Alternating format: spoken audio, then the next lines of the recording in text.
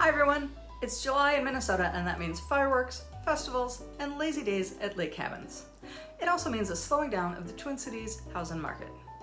Minnesota real estate typically follows kind of a seasonal pattern, and this year is no exception.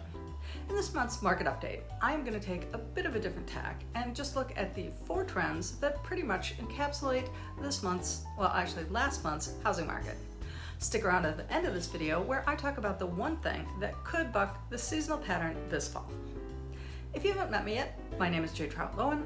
I'm a Minneapolis realtor. I help homebuyers and home sellers navigate the Twin Cities housing market. Okay, let's get started with new home listings. The number of new homes listed for sale usually peaks in May or June, and begins to drop off. And that's pretty much what we've seen here. The number of new homes listed for sale in June fell off from 5,861 in May down to 5,286 in June, which is pretty typical. However, the number of new homes listed for sale was also down more than 5% from last year. And that continues a trend that we've seen in the past 3 years, as you can see in this slide. The number of new listings in June was also the lowest that it's been any time in the past decade.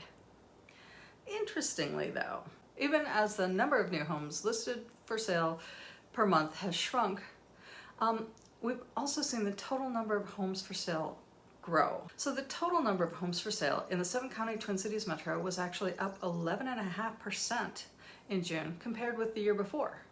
And there were about 175 more homes on the market in June than there were in May.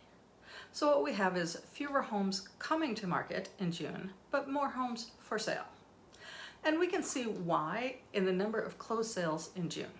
The number of closed sales fell by 16.2% in June compared to the previous year. So buyers seem to be joining sellers on the sidelines. Maybe they're waiting for interest rates to come down or for prices to fall, or maybe this election year is just creating a lot of uncertainty. Because inventory doesn't seem to be the issue right now. There were more homes on the market this June than last year in every price bracket, and that includes even the under $300,000 price range, which saw a 26% increase in the total number of homes for sale last month than there were the previous year. Hey, first-time homebuyers, are you taking note now? Okay, the last thing I want to touch on here is home prices, which is an area where there is a little bit of a seasonal swing. I mean, home prices have been kind of climbing from January to June, but overall, when you average them out over a 12-month period, what you see is a flat line. From April to June, the median sales price has stayed consistently at $375,000. That's about $5,000 higher than it was in January, and about $10,000 higher than it was in June 2023. That's a 2.7% increase year over year, which is pretty modest when you compare it to those crazy COVID years. I think the important thing to note here is that despite home sales slowing, home prices overall haven't really come down at all. So what might shake up the housing market this fall?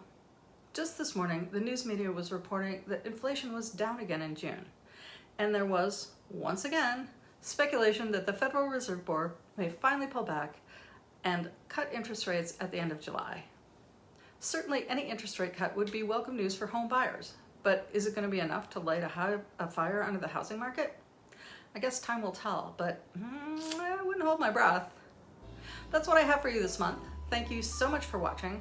If you find these market updates helpful, I hope you'll give me a like and subscribe to my channel for more videos on home buying and selling and living the good life here in the Twin Cities. Thanks for watching.